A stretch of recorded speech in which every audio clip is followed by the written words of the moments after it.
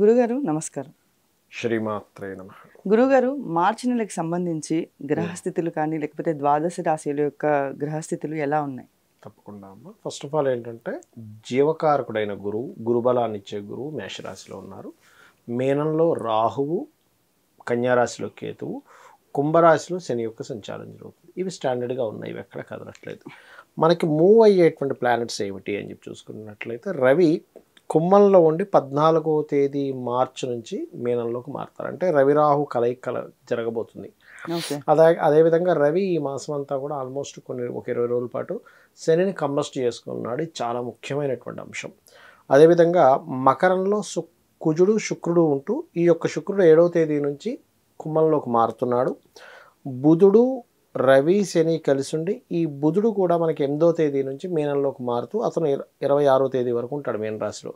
అంటే దాదాపుగా 8వ తేదీ నుంచి 26వ తేదీ వరకు మీనంలో మనకి బుధుడు నీచబడి ఉంటున్నాడు. ఈ నెల మొత్తము కూడా ముఖ్యంగా తెలుసుకోవాల్సింది ఏంటంటే శని కంబస్ట్ అయ్యాడు, బుధుడు నీచబడ్డాడు, శుక్రకుజుల కలయిక వల్ల ఒక ఫలితము, కన్యారాశిలో కేతు వల్ల ఒక ఫలితం అనేటువంటి జరుగుతుంది. ద్వాదశ లగ్నాల వారికి, లగ్నం తెలియని వారికి రాశి నుంచి కూడా చూసుకోవచ్చు. గురుగారు మార్చి నెలకు సంబంధించి ధనుసు రాశి యొక్క స్థితిగతులు ఎలా ఉన్నాయి? ధనుసు రాశి వారికి కనుక చూసుకున్నట్లయితే అమ్మా, ఈ మాసంలో కాస్త ఉపాసనలు ఏదైనా కొత్తగా క్రియేట్ చేయడానికి చాలా అనుకూలంగా ఉందని చెప్పుకోవచ్చు. అయితే ఈ రాశి వారికి ఆర్థికంగా ఎలా ఉంది గురుగారు? ఆర్థిక స్థానము ధనస్థానంలో కుజుడున్నాడు. సో దీనివల్ల ఏంటంటే ఎప్పుడో పెట్టిన ల్యాండ్ సంబంధించిన ఇన్వెస్ట్మెంట్స్ ఇప్పుడు కొంచెం ఫ్రూట్ఫుల్ అవ్వడం, దాని ద్వారా ధనం రావడం, భూముల మూలంగా, మిషనరీస్ మూలంగా, ఎనీ టెక్నికల్ ఫీల్డ్స్ వల్ల ధనయోగం అయితే ఈ మాసంలో వెలకుంది. అయితే ఈ రాశి యొక్క విద్యార్థులకు ఎలా ఉంది గురుగారు? విద్యార్థులకి విదేశాలకు వెళ్ళి విద్య చేసే వాళ్ళకి చాలా బాగుంది. అయితే ఇంకొక విషయం చెప్పాలి, ఇందాక ధనయోగం విషయంలో ధనం స్థానంలో ఎగ్జాల్టెడ్ కుజుడు ఉన్నాడు, కానీ ధనాధిపతిని రవి కంబస్ట్ చేసుకున్నాడు. అంటే ఒక్కోసారి మనం సర్క్యులేషన్లో ఉన్న మనీని తీసి ఎవరికో ఇస్తాం, అది మళ్ళీ వెంటనే రిటర్న్ రాకపోతే ఆ సర్క్యులేట్ అయ్యే విషయం ఇబ్బంది అవుతుంది. కాబట్టి సర్క్యులేషన్లో ఉన్న మనీని ఎవరికి ఇవ్వకండి, ఇది ముఖ్యంగా జాగ్రత్త తీసుకోండి. ఇక విద్యార్థులకు మాత్రం అబ్రాడ్కి వెళ్ళి చదువుకుందామని ప్రయత్నం చేసేటువంటి వారికి చాలా అనుకూలంగా ఉంది. అయితే ఈ రాశికి సంబంధించి వివాహానికి సంబంధించి ఎలా ఉంది? వివాహానికంటే సహజంగానే ధనస్సు లగ్నం ఆ ధనస్సు రాశి వారికి వివాహం విషయమై చాలా జాగ్రత్తగా చూసుకోండి అని చెప్తూ ఉంటాం. ఈ సప్తమాధిపతి 8వ తేదీ నుంచి నీచ పొందుతున్నాడు పర్టికులర్గా. కాబట్టి బంధువర్గంలో వాళ్ళతో ఎవరితోనైనా వివాహ సంబంధించిన ప్రయత్నాలు చేసేటప్పుడు పూర్తిగా తెలుసుకొని చేయండి, లేకపోతే వాళ్ళ వల్ల అనవసరంగా ఇబ్బంది వస్తుంది. ఆరోగ్యపరంగా ఎలా ఉంటుంది గురుగారు ఈ రాశి వారికి? ఆరోగ్యపరమైనటువంటి విషయాలు కనుక చూసుకున్నట్లయితే ఈ 6th లార్డ్ 7వ తేదీ నుంచి రవిశనులతో కలుస్తున్నాడు. కాబట్టి కొంచెం స్ట్రెస్ ఉంటుంది కానీ నో నీడ్ టు వరీ. అయితే ఈ రాశి వారికి వృత్తి వ్యాపార పరంగా ఎలా ఉంటుంది గురుగారు? వృత్తిపరంగా అయితే దశమంలో కేతు ఉన్నాడు కాబట్టి ఉద్యోగ సంబంధించిన విషయంలో తొందరపాటు నిర్ణయాలు లాంటివి పనికిరావు ఖచ్చితంగా, అందులో ఎటువంటి సందేహం లేదు. ఇక వ్యాపారాలు తీసుకున్నట్లయితే కొంతవరకు పర్లేదు. అయితే పెట్టుబడులకు సంబంధించి ఎలా ఉంటుంది గురుగారు ఈ రాశి వారికి? పెట్టుబడులకు సంబంధించిన చూసుకున్నట్లయితే మొదటి వారం పెట్టుబడులకు చాలా బాగుంది. మరి సెకండ్ వీక్ థర్డ్ వీక్ ఎలా ఉంటుంది అంటే తర్వాత వెళ్ళి ఆయన సెకండ్ వీక్ కూడా బాగానే ఉంటుంది. But third week fourth week గడుస్తున్న కొద్దీ కొంచెం ఎక్కువ పెట్టుబడులు పెట్టకుండా కొంచెం జాగ్రత్తగా చూసుకోవాలి.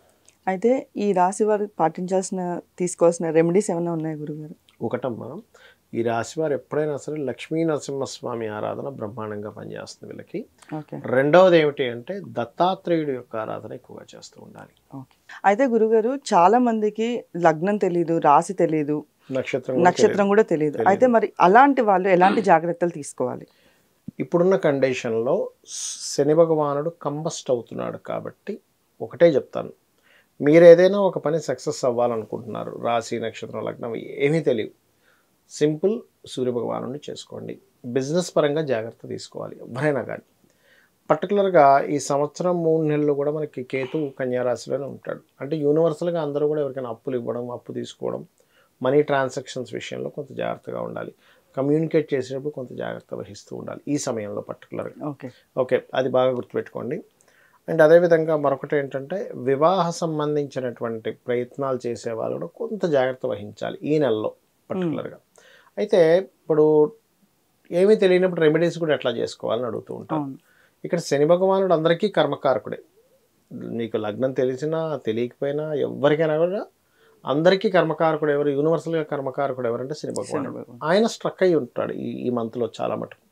అందుకని ఏం చేయాలి అంటే సింపుల్గా శాస్త్రం ఏం చెప్తుంది, ఎవరి ద్వారా కంబస్ట్ అయ్యాడో అస్తంగత్వ దోషం ఏర్పడిందో వారిని మీరు ఆరాధన చేయాలి అని చెప్తారు. అంటే సింపుల్ ఎగ్జాంపుల్ ఎలా అంటే, ఇప్పుడు చూడమ్మా, ఒక కుర్రాడు బైక్ మీద వెళ్ళిపోతున్నాడు, ట్రాఫిక్ అతను పట్టుకున్నాడు, నీ లైసెన్స్ ఏవి, నీ ఆర్సీ ఏది అని అడిగాడు. అప్పుడు ఎవరిని వేడుకోవాలి? పట్టుకున్న అతను, అయ్యా నేను ఇంట్లో మర్చిపోయాను, నేను ఈసారి అలా కాకుండా చూసుకుంటాను, ఏదో దానికి సంబంధించినటువంటి పెనాల్టీ కట్టడము, కొంతమంది వదిలిపెట్టారు, పెనాల్టీ కట్టాల్సింది మర్చిపోతే తీసుకురా, లేకపోతే పెనాల్టీ కట్టంటాడు, లేకపోతే లేవు, పెనాల్టీ కట్టితే పట్టుకున్న అతను వదిలేస్తాడు. అలాగే సూర్య భగవానుడు కర్మకారకుడైన శనిని పట్టుకున్నాడు కాబట్టి ఇది ఖచ్చితంగా చేసుకోవాలి అందరూ. అదొకటి. మీనరాశిలో రాహు సంచారం జరుగుతుంది కాబట్టి నేను చెప్పేది ఏమిటంటే, పితృదేవత ఆరాధన ఈజ్ మోస్ట్ ఇంపార్టెంట్ ఇప్పుడున్న కండిషన్లో. ఓకే, అది ఖచ్చితంగా చేసుకుంటూ ఉండాలి ప్రతి ఒక్కరు కూడా. అదొకటి. అండ్ అలాగే ఈ ఆయిల్ బిజినెస్ చేసేటువంటి వారు, ఐరన్ బిజినెస్ చేసేటువంటి వారు మరింత జాగ్రత్తగా ఉండాలి. ఎందుకంటే ఆయిల్కి ఐరన్కి శని కారకుడు.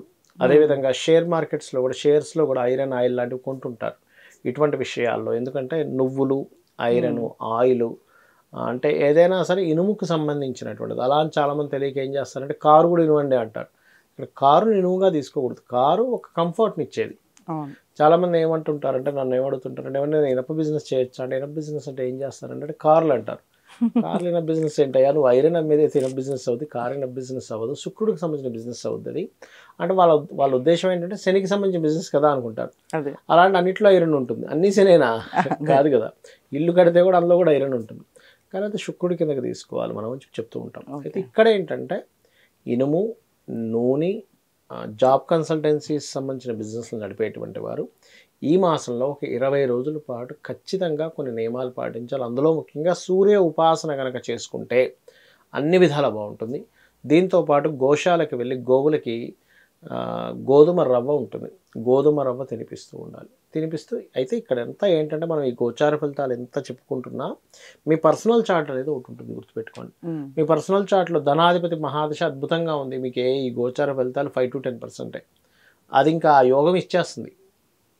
ఇప్పుడు ఎందుకంటే మనం చూడండి, 10 షాపులు ఉంటాయి, అన్ని షాపులు బాగానే ఉంటాయి, కానీ ఒక షాప్ అద్భుతంగా నడుస్తూ ఉంటుంది.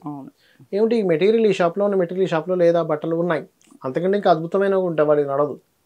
అదేమిటండి అంటే వాళ్ళ గ్రహస్థితి అలా ఉంటుంది.